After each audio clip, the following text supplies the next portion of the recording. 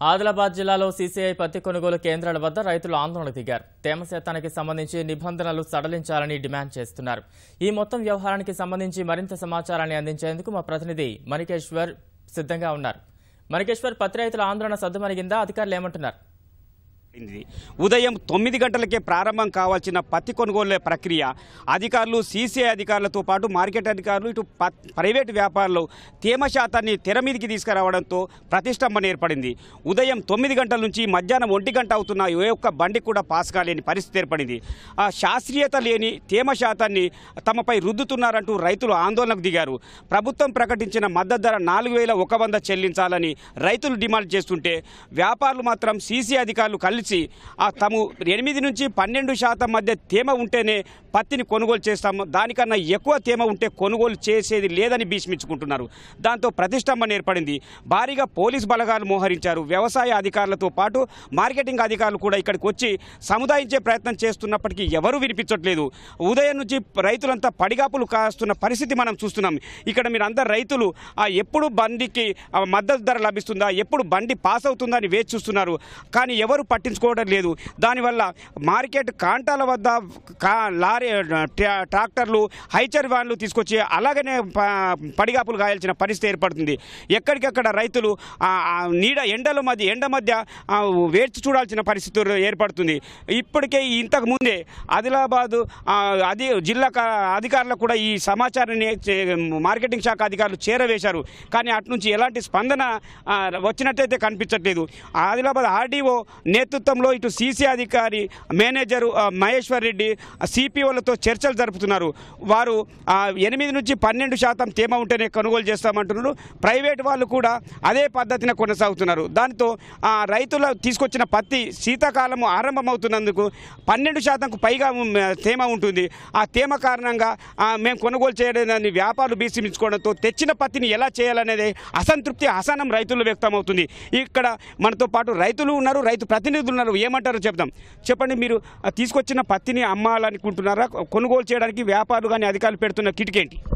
ఇలా మనం చూస్తూ ఉంటే ఈ తేమ శాతము ఇంతకుముందు ఎప్పుడు లేనట్టి విషయం. ఇలా ఈ తేమ శాతం అనేది కొత్తగా తెచ్చిపెట్టిండ్రు. సరే, తెచ్చినా కానీ ఇంతకుముందు పైన సంవత్సరము ఇదే మార్కెట్లో ఇదే ఆఫీసర్లు ఉండే, ఒక రాజకీయ నాయకులు మారిండొచ్చు కానీ ఆఫీసర్ మాత్రం మారలేదు. ఇప్పుడున్న ఆడివోనే పైన అహ్మద్ బాబు కలెక్టర్ ఉండే, ఇప్పుడున్న కలెక్టర్స్ ఒకడు ఉండే. 8 నుంచి 12 తేమ శాతము ఉంటేనే కొంటామని సీసాయిలు అన్నట్లయితే దానిని కలెక్టర్ గారు, ఆడిఓ గారు మార్కెట్లో పిలిపించి 16 నుంచి 18 కొనాల, ఫస్ట్ శాతము తేమ ఎక్కడ ఉంటుంది ఇలా మనం అని చెప్పి మెప్పించిన దినాలున్నాయి.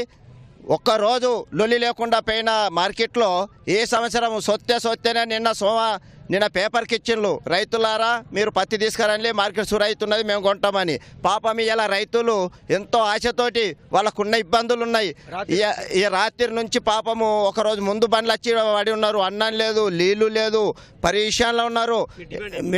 మా డిమాండ్ ఏంటంటే ఇలా ముఖ్యమంత్రి కేసీఆర్ గారు ఇలా మొన్ననే ఉద్యోగస్తులకు వాళ్ళు ఒక డిమాండ్ అడిగిండ్రు, ఇంకా కొన్ని సంఘాలు అడిగిండ్రు. ఇలా ఉద్యోగస్తులు డిమాండ్ అడిగితే 50-60 నుంచి ₹1,00,000 జీతం ఉన్న వాళ్ళకు మీకేం కావాలని కోరుకుంటే 3% మాకు ఎక్కువ కావాలంటే 4 తీసుకోవాలని చెప్పిండు. మరి ఇలా రైతులకు 4100 ఏదైతే నిర్ణయించిందో మరి వాళ్ళకే ఇచ్చినట్లు వీళ్ళకి సుఖ 8,000 ఇస్తే ఏమవుతుంది, ఒక 4,000 బోనస్ కలిపి ఇస్తే ఏమవుతుంది? ఇలా 8,000 ధర వస్తుంది కదా. ఆ 8,000 ఇచ్చినట్లయితే ఈ 12 ఉన్న తేమ శాతం 30 చేసుకొని మాకేమీ అభ్యంతరం లేదు. ఇలా 8,000 రేటు దాని మధ్య ధర నిలిపి మా రైతులని ఆదుకోవాలని మనవి చేస్తూ ఇయ్యల్లా ఈ మోక చూసిండ్లు. ఇయ్యల్లా మన కళ్ళ ముందట దసరా పండుగ, దీపావళి ఉన్నది, కూలీలు ఇబ్బంది ఉన్నది, పాపం తినటానికి తిండి లేదు, కొనటానికి బట్టలు లేవు. ఇయ్యల్లా రాత్రి భార్య భర్తలు కలిసి బండి నింపుకొని మార్కెట్లో వస్తే భార్య ఇంటికాడ పిల్లలు ఎంతో సంతోషం ఉన్నారు. నా భర్త ఇయ్యాల పత్తి అమ్ముకొని వస్తాడు, పైసలు తీసుకొని మేము కొత్త బట్టలు కొనుక్కుంటామని. ఇయ్యాల మార్కెట్లో అధ్వానంగా మారింది. చెప్పండి సార్, మీరు ఏమంటారు? ఈ శాస్త్రీయమైన తేమ శాతం నిర్ధారణ శాస్త్రీయమైంది అంటున్నారా, కాదంటారు? ఈరోజు ఎక్కడ చూసినా కూడా మరి వివిధ పక్క మహారాష్ట్ర కానీ మిగతా చోట్లలో కానీ చిన్నప్పటి నుంచి మేము అబ్జర్వ్ చేసినా కూడా ఎక్కడ కూడా ఈ తేమ శాతం అనేటువంటి మొట్టమొదలు ఈ పత్తి దిగుబడి వచ్చినప్పుడు తేమ నేచురల్గానే సహజ సిద్ధంగానే తేమ శాతం ఉంటుంది. దీనికి ఎప్పుడు కూడా మరి అశాస్త్రీయంగా ఈ మీటర్ విధానం అనేటువంటిది గత 2 సంవత్సరాల నుంచి తీసుకురావడం జరిగింది. మరి దానికి ప్రాతిపదిక ఏంటిదో కూడా ఎవరికి తెలియదు. ఆ మీటర్లలో కూడా ఒకటే దగ్గర ఆ మీటర్ మీద ఇంకొక మీటర్ పెట్టినా కూడా డిఫరెన్సెస్ అనేటువంటిది తేడా అప్పటిదే కనిపిస్తున్నది. ఇది శాస్త్రీయమైనటువంటి పద్ధతి కాదు. మరి సహజ సిద్ధంగా ఈ స్టార్టింగ్ పత్తిలో తేమ శాతం కొంత ఎక్కువ ఉంటుంది. దాంట్లో మరి ప్రత్యేకంగా రైతులు ఏదన్నా నీళ్లు కొట్టి కానీ ఇవన్నీ చేసినటువంటి పరిస్థితి లేదు. ఇక్కడ ధాన్యాలు కానీ మిగతా విషయాలు కానీ ఎండబెట్టి మార్కెట్ తీసుకురావడం ఆచారం ఉండే, కానీ పత్తిని ఎవరు ఎండబెట్టి తీసుకురాలేదు. అయినా మరి గత 10వ తారీఖు నాడే మా CCI మార్కెట్లోకి వస్తుంది, పత్తిని తీసుకురావాలని చెప్పి రాష్ట్ర మరి వ్యవసాయ శాఖ మంత్రి గారు ప్రకటన చేశారు. మా ప్రకటనకు అనుగుణంగా ఇక్కడ 4 రోజులు ఆలస్యమై మరి నిన్న మార్కెట్ కమిటీ వాళ్ళు స్టేట్మెంట్ ఇవ్వడం చేతి ఇలా పత్తి మార్కెట్ స్టార్ట్ అవుతున్నాయంటే ఇలా రైతులందరూ నిన్న రాత్రి నుంచే ఇక్కడ పత్తి బండ్లు మరి వందలాది మరి వేలాది మంది ఇక్కడికి రావడం జరిగింది. మరి దీనికి ఇక్కడ ఉన్నటువంటి అధికారులు కానీ తర్వాత ప్రజానాయకులు కానీ జిల్లాకు ఉన్నటువంటి 2 మంత్రులు కానీ మరి ఇంత తీవ్రమైనటువంటి సమస్య ఉన్నప్పటికీ వాళ్ళు ఇక్కడ మార్కెట్కు రాకుండా ఈ పత్తి ధర మరి నిర్ణయంలో మరి స్తంభన అనేటువంటి ఉంది కాబట్టి దీన్ని పరిష్కరించడానికి ఎవరు కూడా చొరవ తీసుకోకపోవడం. మరి రైతులు ఇదివరకే విత్తనాలు నకిలీ విత్తనాలతో 80% మంది మరి సోయాబీన్లు నకిలీ విత్తనాలు వెళ్ళినాయి. అదేవిధంగా ఈ పత్తిలో కూడా మరి ఈ ఫస్ట్ క్లాస్ అని జాదు అని ఇంకెన్నో రకాలైన విత్తనాలు మరి నకిలీ విత్తనాలున్నాయి. సరి అయినటువంటి నియంత్రణ లేకుండా మరి ఇలా రైతుల ఆత్మహత్యలు మన స్వాతంత్రం వచ్చిన తర్వాత ఎన్నడూ లేని విధంగా రైతులు ఆత్మహత్యలు చేసుకుంటున్నారు.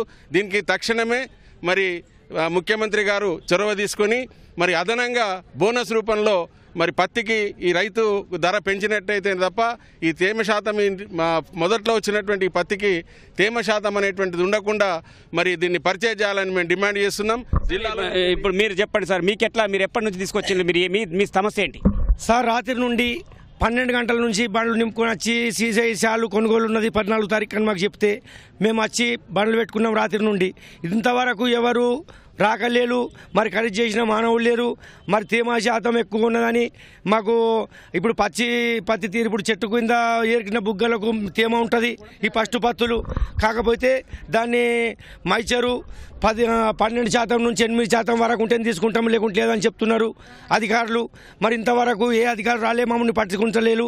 మేము ఇంతే ఎండలా సార్ దూపకు నీళ్ళు లేవు తాగుదామంటే, ఆకలి తిందామంటే అన్నం లేకుండా మేము ఇక్కడ కష్టపడి ఈ బండ్ల దగ్గర ఉన్నాం. మాకు ఇది ఆదుకునేవారు ఎవరు లేరు. మరి రైతాంగంకు మరి చచ్చిపోయిన రైతుకు 6 లక్షలు ఇస్తామని కేసీఆర్ ప్రభుత్వం చెప్తున్నది కనుక మరి 6 లక్షలు మేము ఉన్నత చచ్చిపోయానికి ఇస్తాం అందరికీ. మరి ఈ బండ్లు పెట్టుకొని ఉన్నాం మేము. ఇప్పుడు 300-400 బండ్లు ఉన్నాయి. మరి ఈ బండ్లకు ఆ చెట్లు ఎండిపోయిన పత్తి ఏరికొచ్చిన ఇప్పుడు కాటా వేసి అంటే కాటా అయింది. జిన్ని ఫ్యాక్టరీ పోయిన తర్వాత 39-36 రూపాయలు పెట్టినని చెప్పిచ్చేసి ఇవి చెప్పడం జరుగుతున్నది. ఇంకా 300 బండ్ల వరకు ఉన్నాయి, కానీ వీటికి ఏమంటున్నారు 20-30 వస్తున్నాయని చెప్పి చెప్తున్నారు. అంటే ఇటువంటి కొంటి సాకులతోటి మీరు ఈ తేమ అనేటువంటి లింకు లేకుండా మేము తెచ్చినటువంటి పత్తిని కొనుగోలు చేస్తే రైతుకు కష్టము ఉండదన్నట్టు మేము భావిస్తున్నాం. ఇది ఇక్కడ రైతుల అభిప్రాయం. ప్రభుత్వం చెప్పినట్టుగానే కేంద్ర ప్రభుత్వం ప్రకటించినట్టుగా క్వింటాల్కు మద్దతు ధర 4,100. అదేవిధంగా రాష్ట్ర ప్రభుత్వం కూడా మరొక 4,000 కలిపితే 8,000 అవుతుంది. ఆ మద్దతు ధర పూర్తిగా రైతుకు చెల్లిస్తే తేమ శాతం ఇప్పుడున్న 8 నుంచి 12% కాకుండా 8 నుంచి 20% వరకు మినహాయింపు ఉంచుకున్న తమకే అభ్యంతరం లేదని చెప్తున్నారు. ఇంత జరిగిన ఆదిలాబాద్ పత్తి ఖండాంతర వ్యాప్తి చెందింది. ఇక్కడ జిల్లాలోని 16 వ్యవసాయ మార్కెట్ యార్డులో కోట్లాది రూపాయల లాభం కూడా ప్రభుత్వానికి చేకూరుతుంది. కానీ ఈరోజు మనం ప్రస్ఫుటంగా తేటతెల్లమైంది. కనీసం రైతులకు, రైతు ప్రతినిధులకు కూర్చోవడానికి చెట్టు నీడ కూడా లేని దుస్థితి ఏర్పడింది. ఇప్పుడు ఉదయం నుంచి మధ్యాహ్నం వరకు పత్తి అమ్మకం కోసం వేచి చూస్తున్న రైతులకు భరోసా ఇచ్చే పరిస్థితి లేదు. ఇప్పుడు ఇది ఎది వరకు దారితీస్తుందో ఇంకా చర్చలు కొనసాగుతున్నాయి. మరింత ఉద్రిక్త దారితీసే అవకాశం ఉందా లేదా అనేది ఇప్పుడు అధికారులు, ఆర్డీఓ, ఉన్నతాధికారులతో, రాష్ట్ర ప్రభుత్వ ప్రతినిధులతో కూడా మాట్లాడే ప్రయత్నం జరుగుతుంది. ఇది ఆదిలాబాద్ మార్కెట్లోని తాజా పరిస్థితి. Over to Hyderabad studio.